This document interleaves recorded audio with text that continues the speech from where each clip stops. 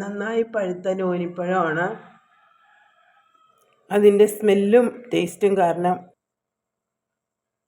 കഴിക്കാൻ പറ്റുന്നില്ല, ഒട്ടും പറ്റുന്നില്ല.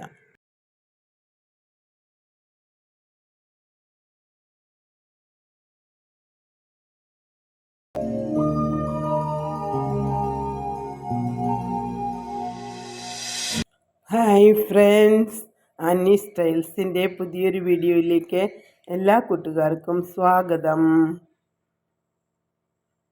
ഞാനിന്ന് നോനിപ്പഴം കൊണ്ട് ജ്യൂസ് ഉണ്ടാക്കുന്നത് എങ്ങനെയെന്നുള്ള വീഡിയോ ആണ് നിങ്ങളുമായി ഷെയർ ചെയ്യുന്നത്.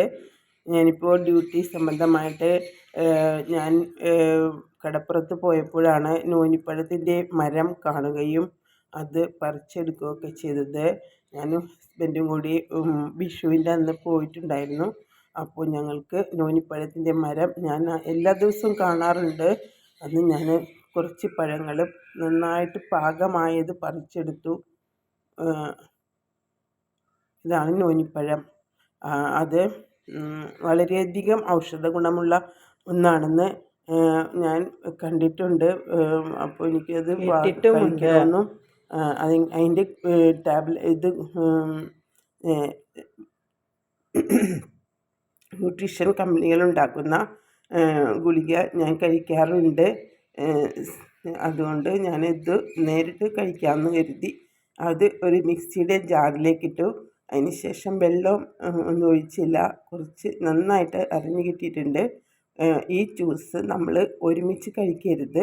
അതിൽ നിന്ന് ഒരു സ്പൂൺ എടുത്തിട്ട് കുറച്ച് മാത്രം എടുത്തിട്ട് ബാക്കി മാറ്റി വെച്ചു. ഞാൻ അതിലേക്ക് നമ്മുടെ തണ്ണിമത്തൻ പീസാക്കി ഇട്ട് കൊടുക്കണേന്. തണ്ണിമത്തനും അതും കൂടി ചേർത്ത് കഴിഞ്ഞാൽ കുഴപ്പമില്ല. അല്ലെങ്കിൽ ഈ ഫ്രൂട്ടിന് ഒരു പ്രത്യേക തരം രുചിയും മണമൊക്കെ ഉള്ളതുകൊണ്ട് നമുക്ക് കഴിക്കാൻ ബുദ്ധിമുട്ട് അനുഭവപ്പെടും.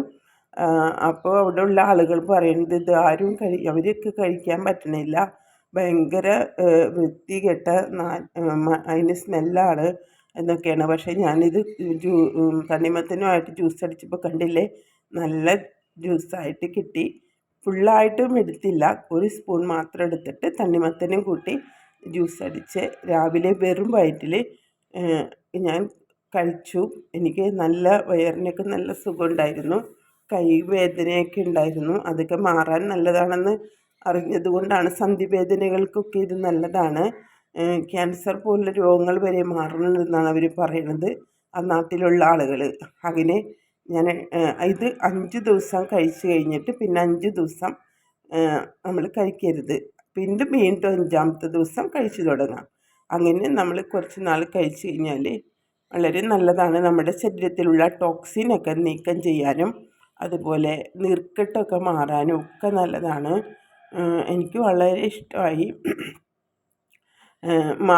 പഴുത്ത മാങ്ങ കൂട്ടി ഞാൻ ജ്യൂസ് അടിച്ച് നോക്കിയിട്ടുണ്ട്, പക്ഷേ എനിക്ക് ആ ടേസ്റ്റ് ഇഷ്ടപ്പെട്ടില്ല.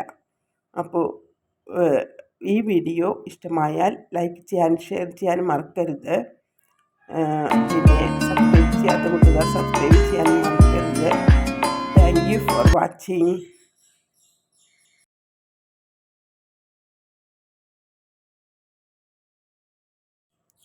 എല്ലാ കൂട്ടുകാർക്കും നല്ല ഒരു ദിനം ആശംസിക്കുന്നു.